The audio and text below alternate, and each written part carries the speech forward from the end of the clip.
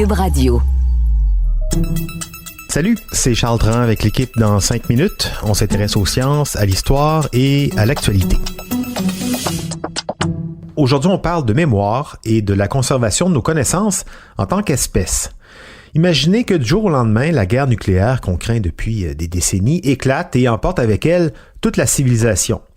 Ou, pour rester dans l'actualité, qu'on ne parvienne jamais à freiner la pandémie de coronavirus et que le monde s'écroule. Il y a des gens dans le monde qui craignent le retour d'un âge des ténèbres. Ils ont peur qu'après une grande catastrophe, on perde une grande quantité de savoir et d'œuvres de toutes les cultures. Dans cette perspective collapsologue, une entreprise en Norvège a entrepris l'impossible, archiver toute la culture de l'humanité, mettre tous ses savoirs en sécurité. Voici les précisions avec Félix Penneau.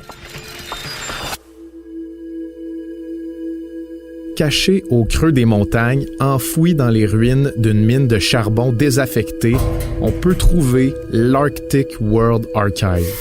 C'est un centre d'archives qui a été créé en 2017 par l'entreprise norvégienne Pickle. Dans les profondeurs d'une montagne du cercle arctique, on estime que le centre d'archives pourrait donc résister à des catastrophes naturelles comme les tremblements de terre. Et pour y entrer, il faut donc plonger à 250 mètres de profondeur dans les anciennes installations minières. L'ambition du Arctic World Archive est simple, mais colossale.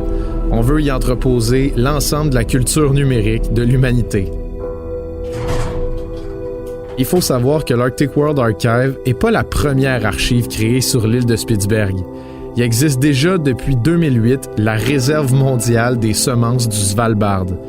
C'est une chambre forte creusée dans le fond d'une montagne de Spitsberg qui a l'ambition d'abriter toutes les graines de culture vivrière de la planète. Avec comme voisin la Réserve mondiale des semences, on est un peu moins surpris de savoir qu'on a construit une archive mondiale pour préserver toute la culture de l'humanité. Donc pensez-y. Logiciel, œuvre d'art virtuelle, vidéo. Ça doit enterrer du bois. J'ai les doigts. Oui. C'est mon terrain, oui. J'ai les doigts. Chansons. Oui, tout ce que vous voyez sur Internet peut être stocké sur une bobine de film et c'est l'invention révolutionnaire de l'entreprise norvégienne Pickle, le Pickle Film, comme on l'appelle. Pour comprendre d'où sort cette invention, il faut remonter en 2002, quand l'entreprise Pickle s'appelait Cinévation et qu'elle avait pour objectif de préserver les films anciens grâce à une nouvelle technologie. Et c'est de là, une décennie et 20 millions de dollars en recherche plus tard, qu'est né le principe du Pickle Film. Il fallait créer une bobine qui puisse pas être abîmée par le temps puis qui puisse être lue dans les prochaines époques, même si les magnétoscopes venaient à disparaître. Le langage universel qui a été choisi pour transcrire les films se compose uniquement de 1 et de 0, acheminés les uns à la suite des autres. Vous le connaissez, c'est le code binaire. Donc sur les bobines de Pickle Film, on transcrit tout en code binaire, l'ensemble des données d'une vidéo, d'une chanson, d'un logiciel ou d'un texte.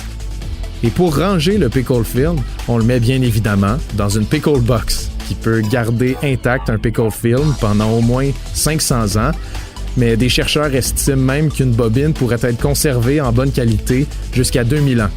En plus de ça, les Pickle Box peuvent résister aux impulsions électromagnétiques, des ondes qui peuvent détruire des appareils électroniques, et elles sont aussi résistantes aux radiations nucléaires. Elles peuvent même soutenir une température aussi basse que moins 196 degrés Celsius. En 4020, les humains qui peuplent toujours la Terre pourraient donc dénicher les Pickle Films et les faire jouer sur une machine faite pour les lire et reproduire en son et en image le code binaire. Et pour s'assurer qu'on ne perde pas le moyen de décrypter nos savoirs, les instructions pour lire les codes des Pickle Films sont gravées en anglais, en chinois, en espagnol, en arabe et en hindi sur les Pickle Box et on peut lire chacune de ces instructions à la loupe.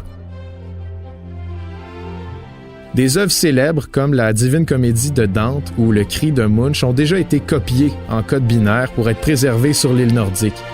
Mais le processus est encore volontaire parce que c'est l'entreprise Pickle qui est payée par ses partenaires, donc des musées, des villes, des pays, pour entreposer les données. Mais récemment, le Centre d'archives de l'Arctique a reçu sous forme de bobine l'ensemble du contenu de la plateforme web open source GitHub, qui est un forum où on partage des langages de code très importants pour bâtir des logiciels et des sites web. Tout le contenu de GitHub, qui existe depuis 2008, a été transformé en 21 TB de code binaire.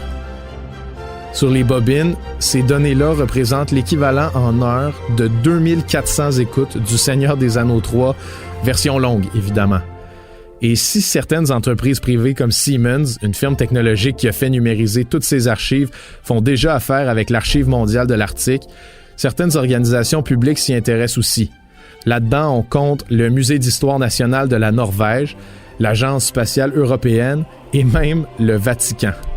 La Bibliothèque apostolique du Vatican a transformé en Pickle Film 500 documents anciens uniques qui risquaient de connaître des dommages irréparables par le temps dans les prochaines années. On peut donc déjà compter un exemplaire du Coran et même un texte écrit par Saint Luc au 1er siècle dans les archives bien cachées au fond des glaciers de la Norvège. Prochainement, le Centre va aussi faire l'acquisition des mémoires quotidiennes de plusieurs citoyens brésiliens qui ont documenté leur expérience de la pandémie de COVID-19.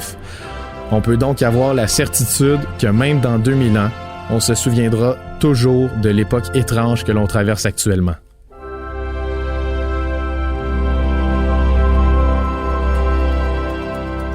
Oui, et tout ça grâce à une technologie qui porte bien son nom, faut bien le dire, pickle, cornichon en anglais, méthode de conservation des aliments, sans doute inventée en plus par les Vikings pour conserver le poisson. Merci Félix Pedneau, c'était en 5 minutes.